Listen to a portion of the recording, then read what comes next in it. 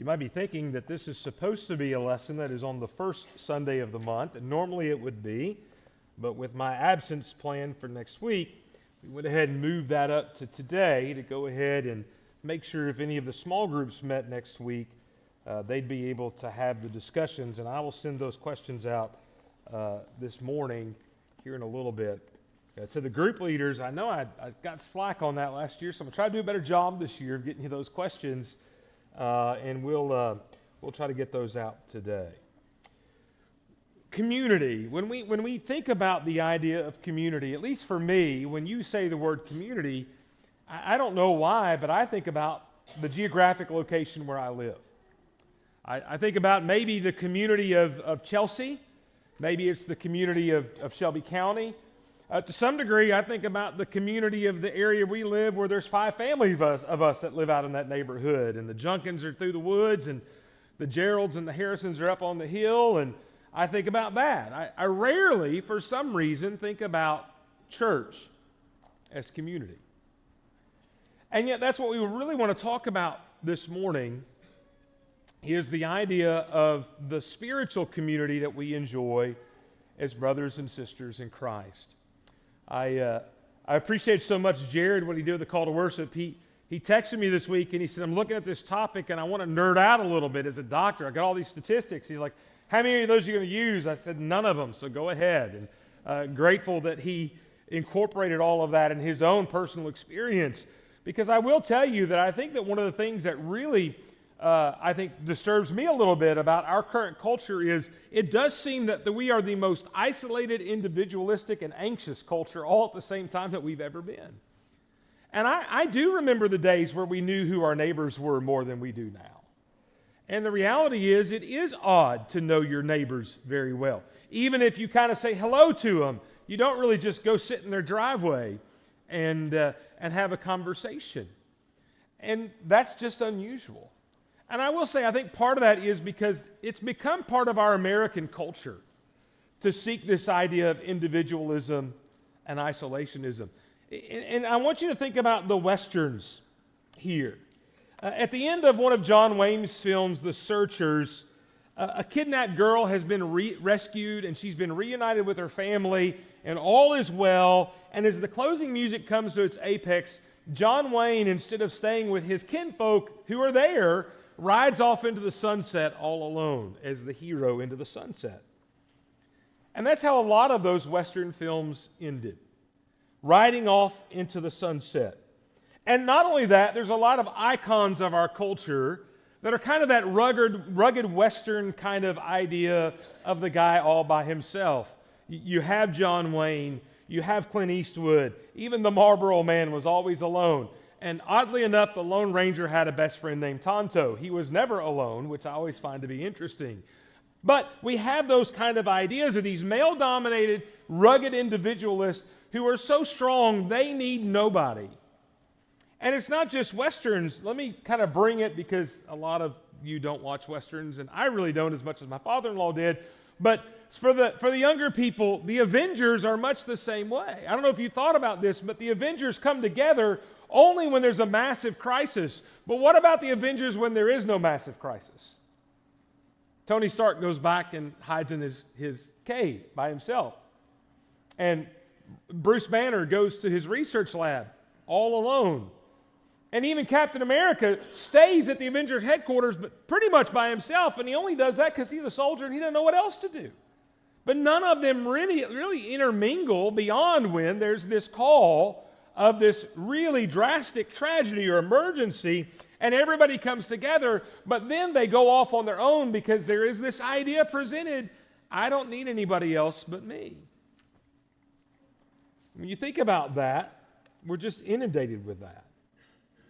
In 2023, the U.S. Surgeon General, and Jared mentioned this, Vivek Murthy described isolationism as an epidemic, and he says in that kind of presentation that millions of people are struggling in the shadows, and that's not right. And I would tell you, not only is it not right, but it's not good. And he went on to list a couple of things that could be the reasons for why this is happening. One of those is this: there is a gradual withering of long-standing institutions within our culture that just aren't as impactful as they were. And one of those is churches. There is a decreased engagement in churches. And I think one of the interesting things that is about that is that as a whole in the religious world, I don't know if you realize this, but women outnumber men in American churches by almost 3-1. And I do think that is part of because in our American mindset, we go back to this portrayal of men who are rugged and tough and do everything on their own, and they're not emotional. And church is viewed as this kind of emotional, feel-good, warm, fuzzy place. And just to be quite frank, most men think, I don't need any of that. I can do this all by myself. And so there is this kind of decline. And we see spikes. After 9/11, there was a massive spike that's also coincided with the mega-church movement. And then within 5 years, many of those mega-church buildings were empty and foreclosed on because we'd gone back to this decreased involvement. There's the fraying bonds of extended families. And as a whole, from an American concept, families really don't spend time with other extended family members very often. Growing up, I remember going to a massive reunion with all of my cousins and my aunts and my uncles. And when my grandparents became ill and then passed away, those reunions I think might have happened 1 or 2 more years after that, and then they stopped. And the reality is, as I've become older, I haven't seen those cousins or their children in over a decade. And I don't know that we're better for that. And I think my family is probably an accurate representation of most families in this area. And we're just breaking down. And then there are some additional stressors besides those declining of these institutions of families and churches. One of them is the rise of social media. We are so connected in a sense, but less connected individually than we have ever been. We sit in our rooms and on our couches scrolling on TikTok and Instagram and Facebook, and we feel like we know everything that is going on in the world, and yet we don't know people. And we text. And I will tell you, this was something that we noticed a long time ago with Peyton's first little girlfriend in middle school, is that they could text all the time, but when we'd see their family at Walmart, those 2 kids didn't know how to talk to each other, and they were supposedly boyfriend and girlfriend. I remember somebody saying to me, he's like, are you worried that he's dating somebody this young? He's like, I should see them when they're together. And they don't have to talk. I got nothing to worry about. They can only text. But that's what our culture's like. You add to that after 9/11, we became so politically polarized. And that has just become exacerbated over time. Our culture is so divided when it comes to politics in a very negative way. And then after that, COVID-19 just interrupted all of existence for several months and created this kind of time where it was like an immediate timeout, and we were all stuck in our homes with only our families. And that just made it worse. There's a book called Alone Together where Sherry Turkle writes this: we are lonely but fearful of intimacy. Digital connections and the sociable robot may offer the illusion of companionship without the demands of friendship.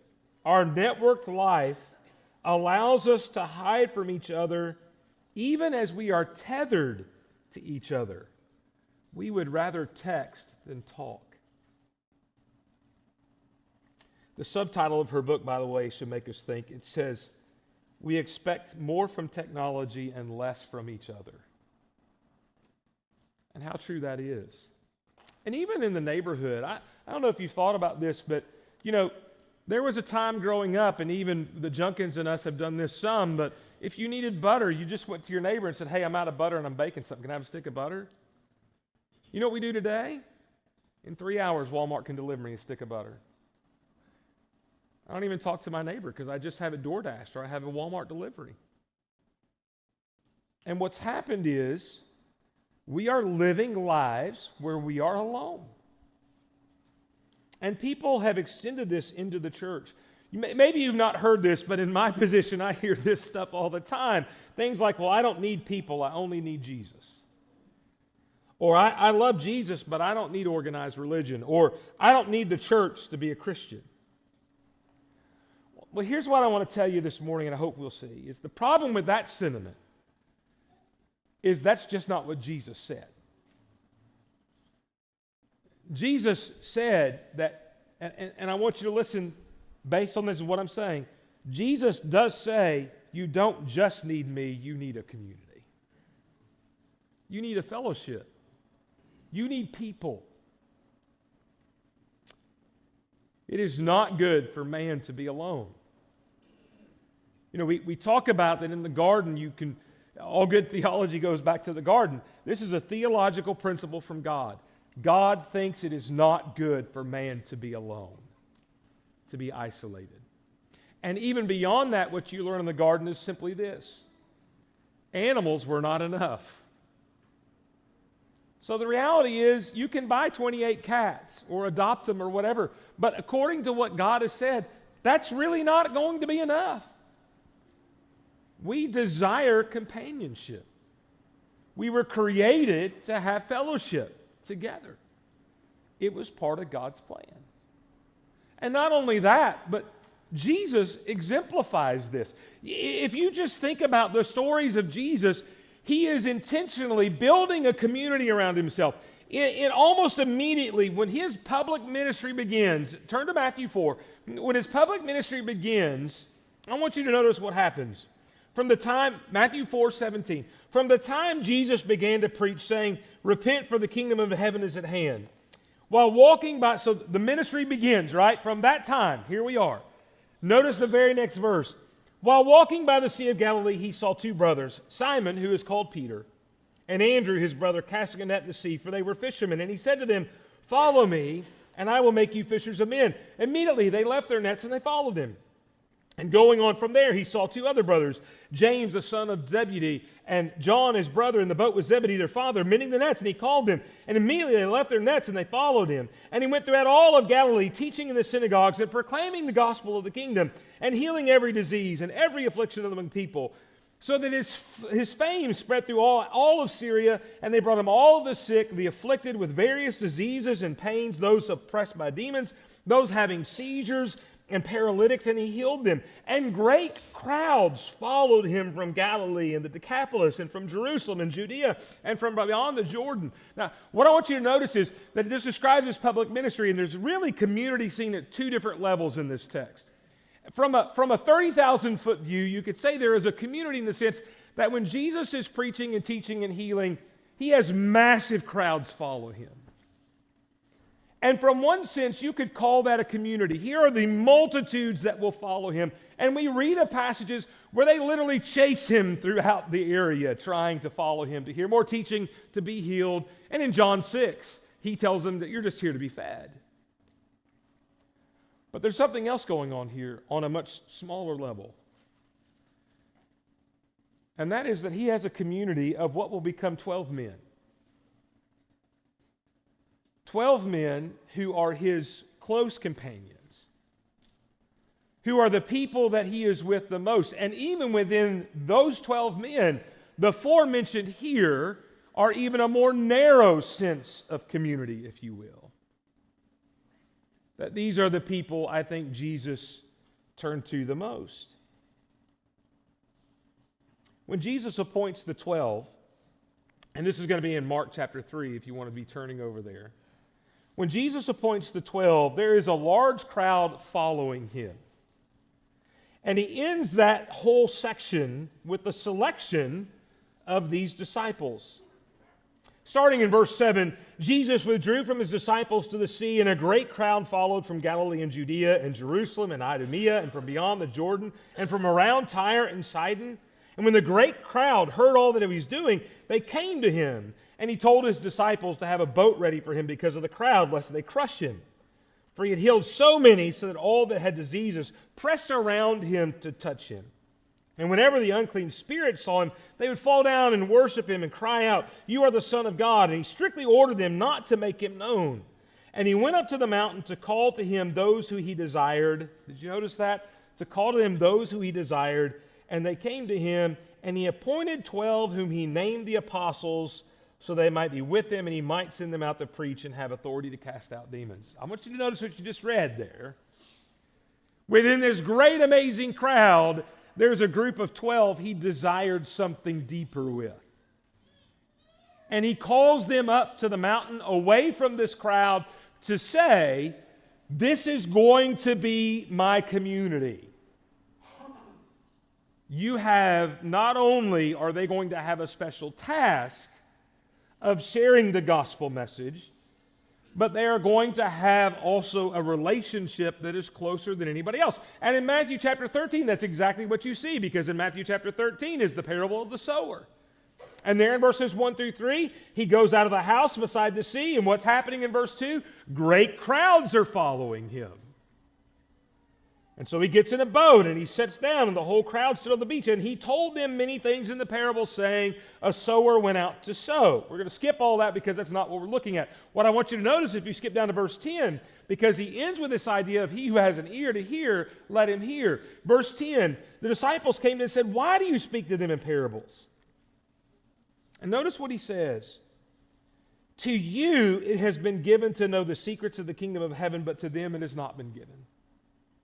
For the one who has more will be given and have an abundance, but the one who has not, even what he has will be taken away. This is why I speak to them in parables, because seeing they do not see, and hearing they do not hear, nor do they understand. Now what Jesus is saying is, I speak to them in parables because if they want to hear, they can.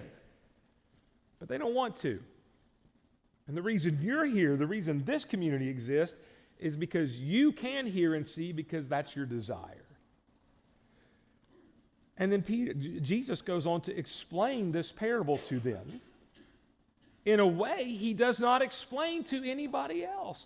Why does Jesus do that? Is he just purposely choosing the 12 and leaving the rest to condemnation? No. This is his community that he knows are seeking him, and he's going to teach them. And we see that community, by the way, grow into over 70 at one point. But that's what we see. In John 15, in verse 14, he says to them, you are my friends if you do what I command you to do.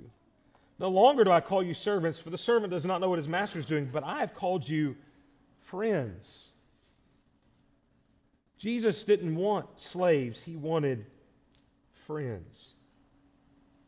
And one of those passages I think that illustrates that more than anything else is in the garden. I mean, in Mark 14, they come to Gethsemane there in verse 32, and he says to the disciples, sit here while I pray. And then he takes Peter, James, and John a little further. And he's distressed and he's troubled. It says that he's sorrowful even to death. I say all that and share this as we walk through the Gospels just simply to understand this. Like this American culture we live in tells us to seek solitude where we can relish in our individualism and not having to be around people because I'm strong enough. And yet what you see in the Son of God, Jesus, the Messiah, the Savior, the only one to live perfectly, is that if he needed a community, then I do too. And by the way, let's not think that Jesus didn't need them. He just did that to train future teachers. Because I see in a lot of interactions that these truly are Jesus' friends. Mark 14 is one of those. He's distressed. He's troubled. If this is just about 12 men learning how to be rabbis, why did he call 3 of them out separately to go further with him and have a conversation he didn't have with the other 9?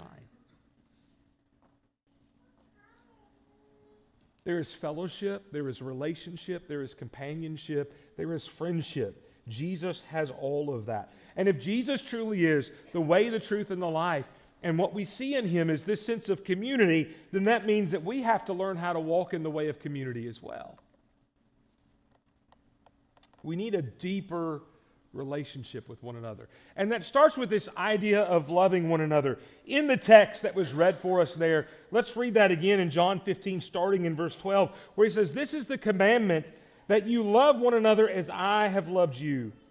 Greater love hath no one than that someone lay down his life for his friends. You are my friends if you do what I command you. No longer do I call you servants, for the servant does not know what his master is doing, but I've called you friends. For all that I've heard from my Father I've made known to you. You did not choose me, but I chose you and appointed you that you should go and bear fruit, and that your fruit should abide, so that whatever you ask the Father in my name, he may give to you. These things I command to you, so that you also love one another. What does he say? This, by the way, follows right after we looked at earlier the first of the month, we looked at this idea that God wants us to dwell in him, to abide in him, to live in him. And this is in that same section. He goes from saying, abide in me and live in me and make me your aim and your focus to love one another. And I see this as really almost like another way of presenting the two greatest commandments, isn't it? You shall love the Lord your God with all your heart, with all your soul, with all your mind. Abide in me. If you don't abide in me, you have no part in me. You shall love your neighbor as yourself. This commandment I give you, that you love one another.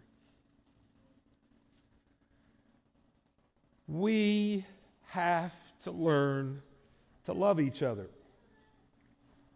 And our problem is part of the individualist and the isolationist approach to this American way of life, quite frankly, is that we love ourselves more than we love others. In the words of one villain, I love me some me. Google it.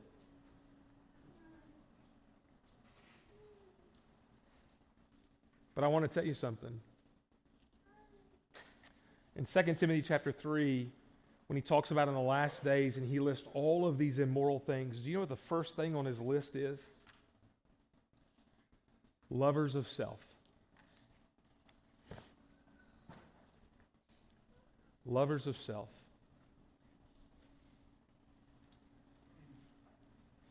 Jesus doesn't want us to just love each other in a shallow sense.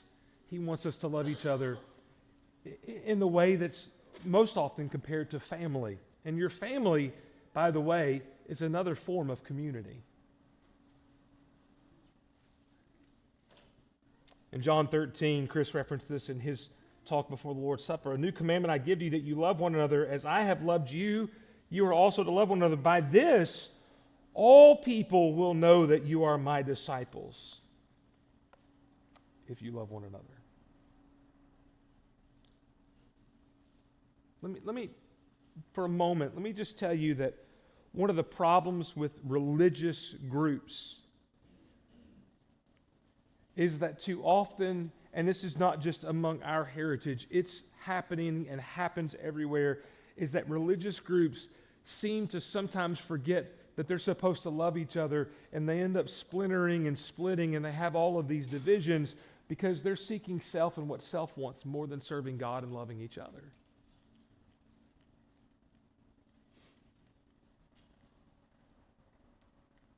Jesus didn't say the world was going to know who were his disciples because of their view of baptism, or whether they use instruments, or how often they take the Lord's Supper. And by the way, I'm not saying any of those things are not important. But what Jesus said here is that the world knows you follow me if you have love for each other. And we can get all those other things right and not be disciples.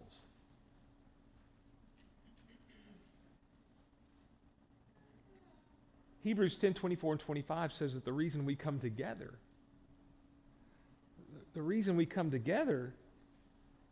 is in order to encourage one another to love and do good works.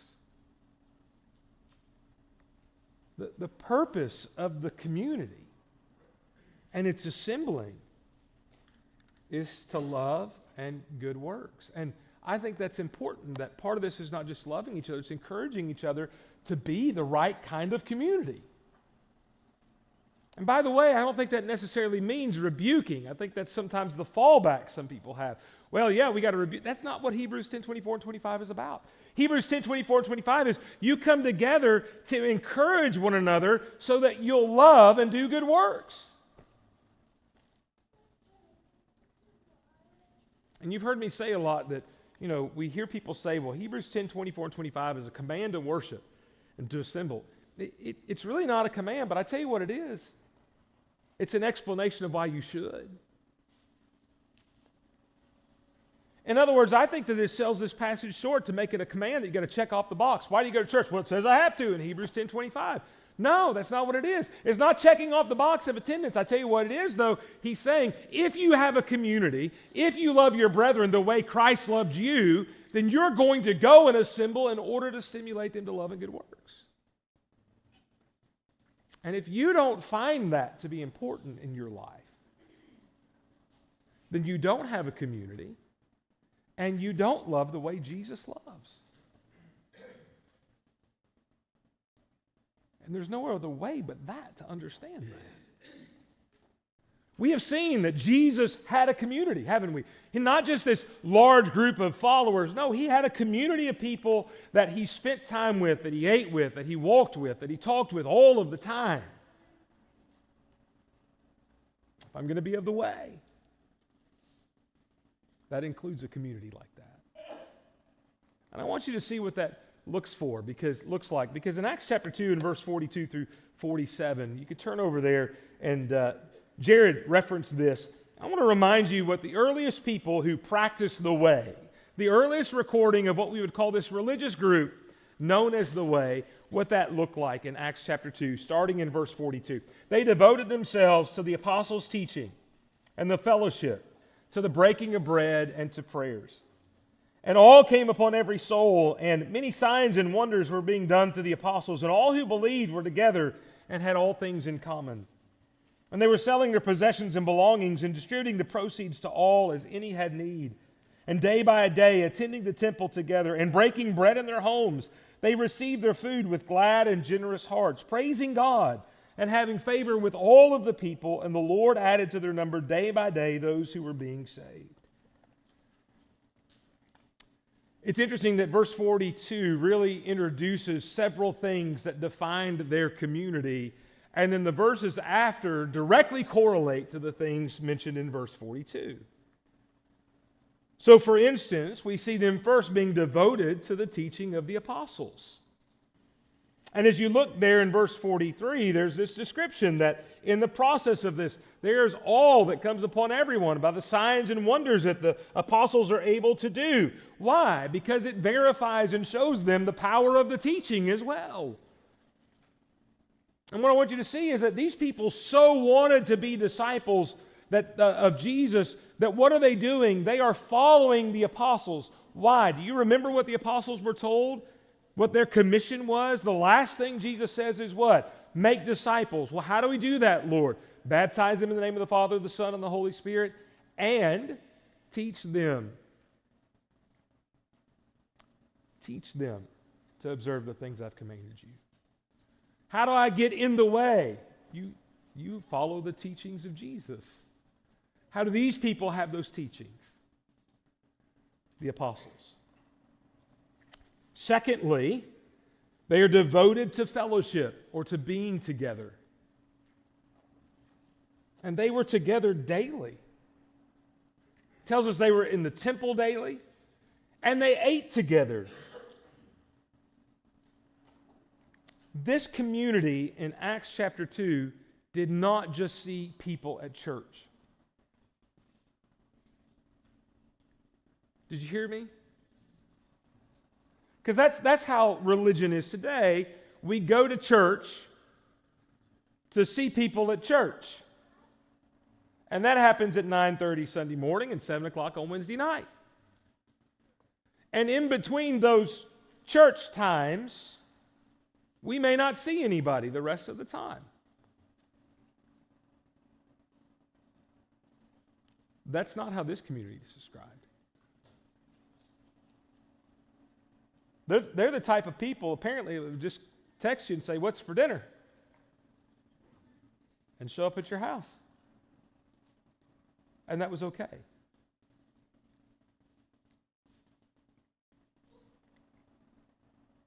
And as Jared said, this idea of somebody just come knocking on your door to say hello or to drop something off or walk in, a lot of us would be upset by that. You got to call me and let me know. Don't you just dare show up at my house. That's not what we see here.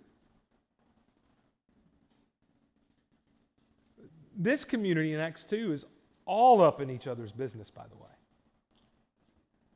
Enough that they know who doesn't have enough so that they can support and give them benevolence so they do have enough. We would never share those kind of things today. If we're in need, we hide it. We hide it because somebody's going to think less of us. We don't trust them enough to know that we're in need.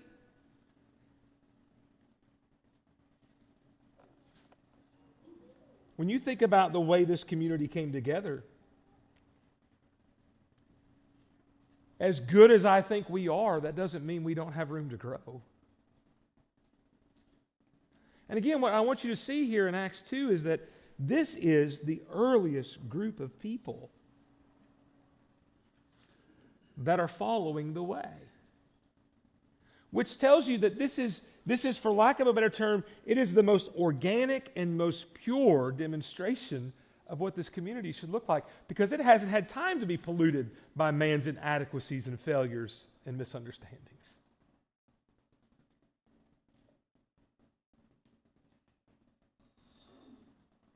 That's what it looks like.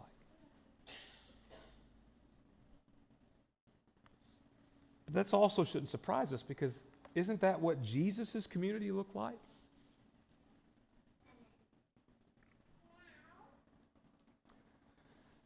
I mean, the reality is that Jesus and the apostles pretty much travel together. One person even wants to follow Jesus, and what did he tell him? He's like, you don't want to follow me. The Son of Man has no place to lay his head. I have no home. I mean, Jesus is telling this guy, you want to follow me, you got to be homeless. I'm out. He didn't want to be part of the community.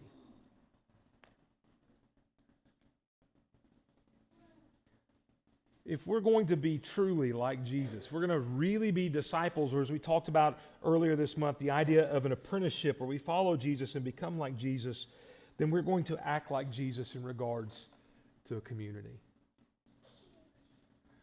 And let me tell you, I think part of that is important to understand, is one of the things that we tend to do about church, our community, is we are not always great at building it, but we are very good at complaining about it and tearing it down when things aren't what we want it to be.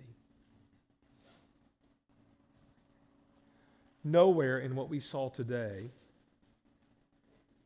was that the practice. And that is also not what love looks like. Love builds up, it doesn't tear down. Love encourages rather than judges. Love shows mercy more than judgment. And we need to walk in that kind of a community. One last thing I want you to think about. In Matthew 25, there's those three stories that are there about judgment and being prepared for judgment. And that third story is the judgment scene where there's an actual throne and there's an actual judgment, and you got people that are sheep and you got goats, right? What was the deciding factor of the judgment that they got? How they treated other people.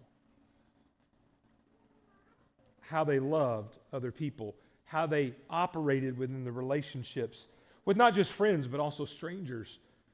But I would suggest to you how they built and maintained a community. How important is this? It's on the test. You remember that, right? When the teacher would say, hey, this is on the test. Loving other people, building community, it's on the test. Hey, I don't know if being able to explain why you chose the ESV over the King James Version is going to be on the test, okay?